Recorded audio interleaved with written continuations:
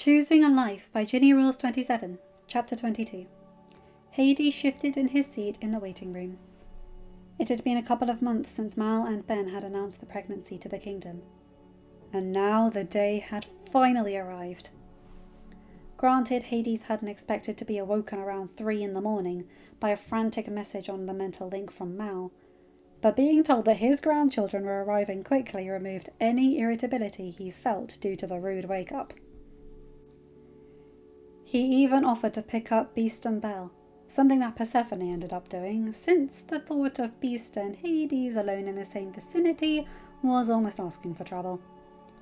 Not because they couldn't get along, but because they kept trying to one-up each other in terms of what they wanted to buy for the babies. Huh! Good luck, Beastie, Hades thought, even as he bounced his leg in worry. I'm the god of wealth after all. Even if you were High King of Oridon, you don't have the funds to outspoil me. Oh, I wonder if the grandkids would want a chariot. He shook his head slightly. He could almost hear Persephone's voice in his head, and knew what her response would be. Not before the kids could walk, Hades. Kids. Kids? Why did that remind him of something? Dad? Oh, great Gaia, he had other kids! In his defense, finding out that Mal had gone into active labor had pretty much taken up all of Hades' thoughts, so he could be forgiven for overlooking a couple of things who had been sound asleep in their rooms. Yeah, honey? Actually, what are you doing up? It's 3 in the morning. Dad, it might have been 3 in the morning when you and Mum left, but it's like 2 in the afternoon now. Where are you?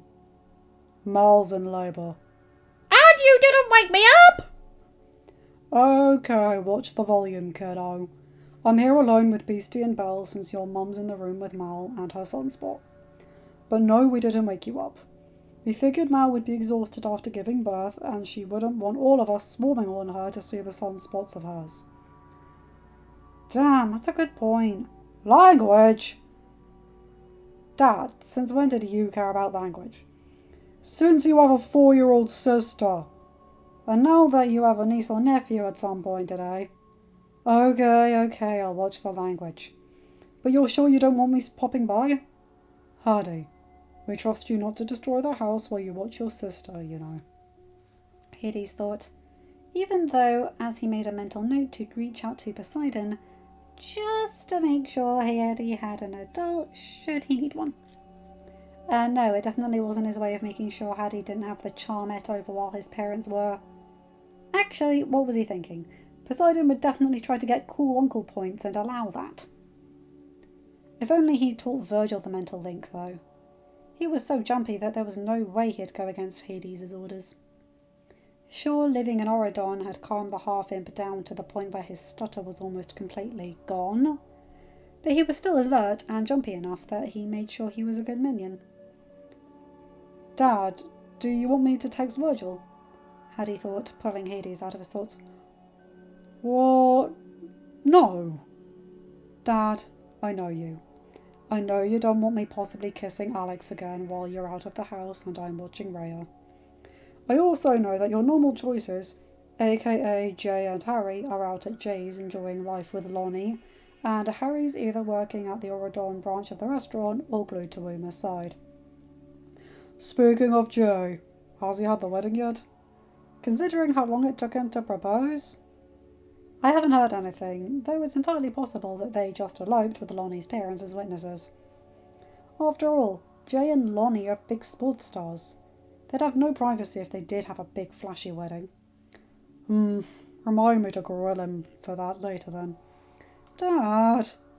Not Hades? Belle said softly, pulling Hades' attention away from the mental link. It was a good thing too, as Persephone was walking over to them. Steph! Hades asked as he got up. Is Mal okay? Are the babies here yet? Persephone shook her head as she sat down. One of the babies' blood pressure dropped dangerously low. They have to take Mal for an emergency C-section, she whispered. They're only allowing Ben to go back with her since he's her husband. Oh my! Belle gasped and Beast gently rubbed her back. She'll be okay, right? Hades asked, sitting back down next to Persephone. She should be, yes. Persephone nodded and smiled as he took her hand. And the baby's with any hope. Hades sighed and looked around the waiting room. The oddly empty waiting room. You know, I'm not exactly one for going to the hospital, but aren't there usually more people here? It's a part of Oridon's security measures when Belle gave birth to Ben. Beast said, finally speaking up, and Hades looked over at him. The last thing we wanted was the possibility of putting Ben at risk. Even though you had most of all of the villains trapped on an isle with a barrier. Hades said. First-time parent nerves, Belle said softly. Persephone rested a hand on Hades' shoulder. Be nice, she whispered to him. They're just as nervous as we are. The babies are their grandkids too. I'll be as nice as my nerves will let me, Hades whispered back to her. But I should probably check back in with Hattie. He's up? Steph, it's apparently 2 in the afternoon. Persephone's eyes widened. Oh, definitely check in with him. I can't believe we left him behind. Steph, breathe, Hades said. I know we'll have to make it up to him for leaving him and Rhea back at the house, but he should at least know about Mel's C-section. That way he doesn't immediately try to come over when we tell him the babies are here. Right. Persephone nodded. And I'll ask Poseidon to check in on Hattie, just so he has an adult if he needs one. You and I must share a brain. Hades chuckled before turning back to the mental link. Hearts? Dad, is everything okay? You cut out there for a minute. Yeah. Your mum was just coming out with the news about Mal. Mal? Are the babies here? Is she okay? Slow your roll there, Hads. Hades thought, though he couldn't help but smile slightly at the concern his son had for Mal. Mal's still in labour. Apparently something happened where one of the babies' blood pressure dropped, so Mal is about to have a C-section. But Mal's a godling. Can godlings have C-sections? Apparently they can, and Mal is. Your mum's asking Poseidon to check in on you, FYI. And no, it's not because we don't trust you. It's because she wants you to have an adult around in case you need one. Dad, can I invite Herky over? Or take Ray over to Macari's and hang out there? I get it, Hades thought, and tried to send some soothing vibes over the link. He probably failed, since soothing wasn't exactly his style, unless the kids were really upset. He was more of the ooga booga type of guy, scaring the crap out of anyone who threatened the kids. You know you'll likely be put to work if you go to Macari's. Isn't Gil working again now that his paternity leave is up? Yeah, but I don't mind. I like hanging out with Gwen and Marcos. Plus, sometimes Melody will stop by with her twins. Babies are having babies. Dad, you're still not on about the fact that you think Melody's too young to be a mother, are you? You're babies! I'm calling Herky. Why do I have the feeling you went on the babies rant again? Persephone sighed as Hades looked over at her. I didn't go on too much of a rant. Hades! Our son wouldn't let me. Persephone chuckled. Well, you'll be happy to know that your brother agreed to check in on our son and daughter. And remind me to pick up something for Rhea, at least from the hospital gift shop. At least we know our son's responsible enough to look after our 4-year-old.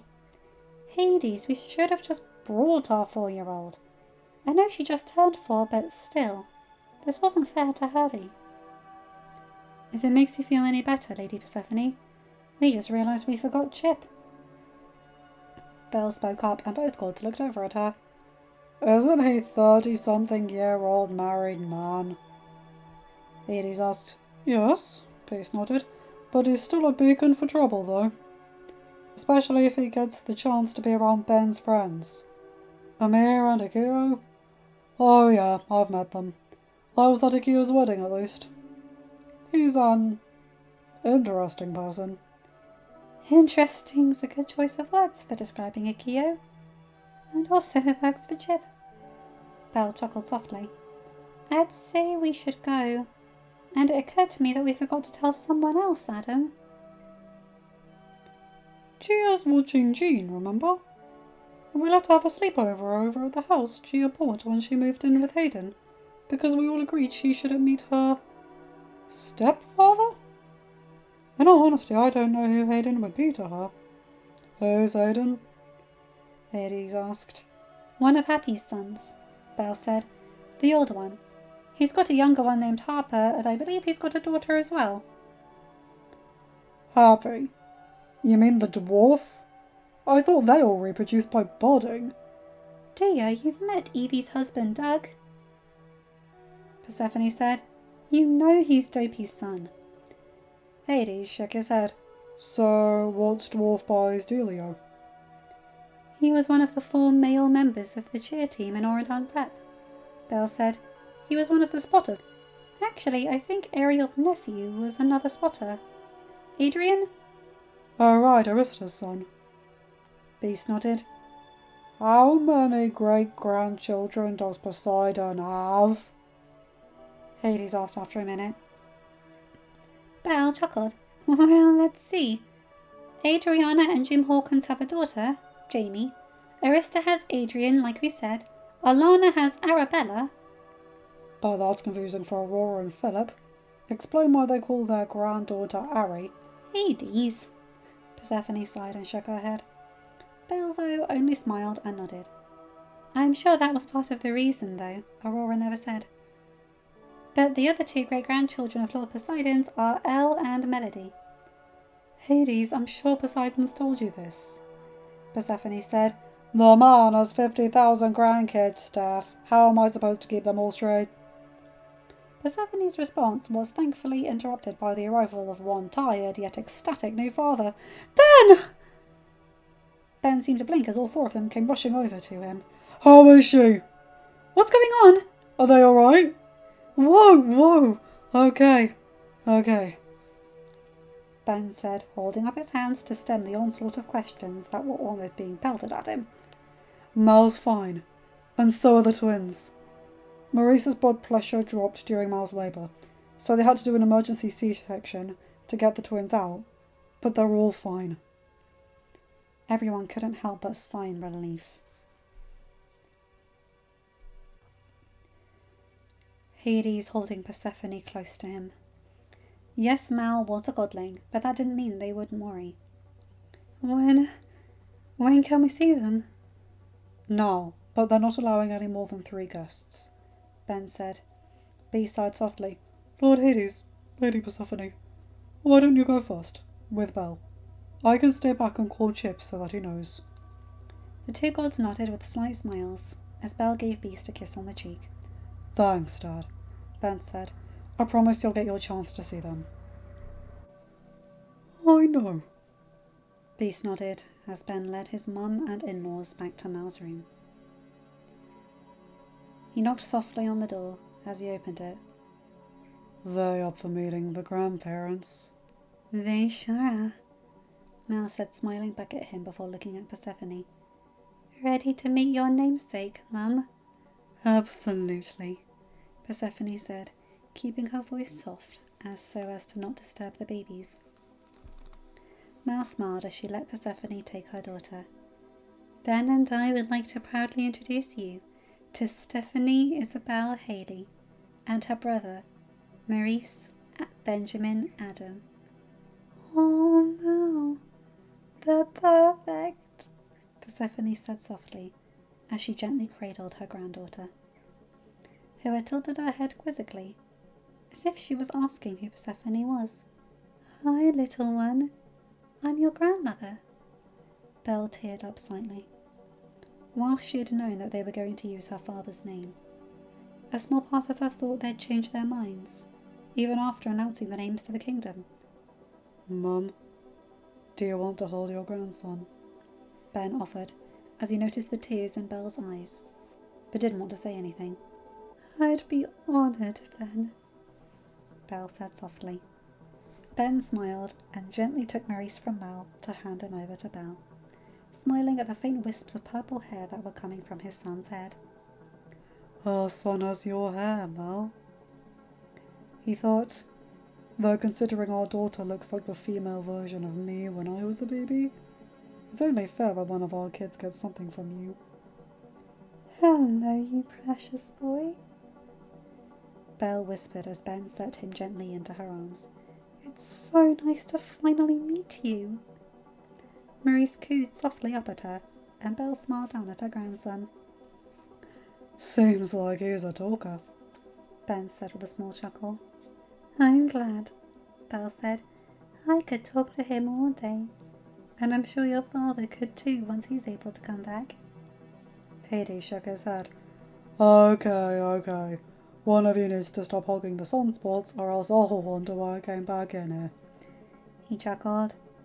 Because we both know that leaving you alone with Adam is a recipe for a disaster, Dad. Mal said, shaking her head. Okay, that's fair, but I want to hold my grandchild too. Okay, Hades. Persephone chuckled and gently placed Stephanie into Hades' arms. Hades smiled at his granddaughter. Hi, little one, he said softly. It's very nice to meet you. I'm your grandfather. Well, one of them. But I'll let you in on a little secret. I'm the cool one. Mal snorted. Was that a pun? Possibly. Hades chuckled before looking back at Stephanie. Technically, you could even say you're named after me. Well, you and your grandma's Steph and Belle. She was, Mal and Ben said at the same time. Well, they're amazing, you two, Belle said as she handed Maurice back to Ben. As much as I want to stay here forever, I know your father will want to meet them too. But we'll be back with Chip and Jean. I figured, Mum, Ben said with a smile. And thanks. I can't believe they're here. You can't? Mal asked, causing everyone to chuckle slightly. It might have been a long, stressful day, but at the end of it, none of that seemed to matter. All that mattered was that the twins were happy and healthy. And judging by the cooing that could be heard from the twins, it definitely seemed that that was the case. End of chapter. Hi guys, hope you enjoyed that one. Oh, the twins are finally here. I'm really happy about that. Though I will say this, I'm a bit stressed right now, guys. It's not this story, but I had a nasty anxiety attack last night and I had to take my medicine for it. Though you wouldn't believe what it was caused by. Finding Nemo! I thought I'd watch a Disney movie to help me calm down from feeling a bit antsy. But then the scene with the sharks came up and I had a complete freak out because of the allegory for drugs I completely missed when I was a kid. The idea of being addicted to a recreational drug genuinely terrifies me. I can understand if you need to take a drug as medication and you become dependent on it. That's something you can't help. But like the whole when Bruce is like screaming food at the top of his lungs and you see his eyes dilate, oh my god, that freaked me out. And the thing is, I've watched that scene 20 times minimum and I was fine. But that's anxiety's a tricky beast. Because mine's caused by thoughts. And so I can understand why they're talking to each other to try and distract from the nerves. Because I didn't fall asleep until 4 a.m. this morning because of this attack. And part of it was because I had to keep myself awake. Because if I turned my gadgets off, I would still be thinking about it. And thus would have another attack. It's either stay awake and be exhausted the next day, but not have an attack, or at least another one, or try to sleep and have another one and stay awake anyway. It sucks. But I've got my medication, which is not addictive, thank goodness, so I'm doing a bit better now. This chapter so much, it's very fun. Anyway, you guys know the drill. Like, comment and subscribe and hit that bell to get notified for whenever I upload a new video. Have a good day, night, or whatever time zone you're in.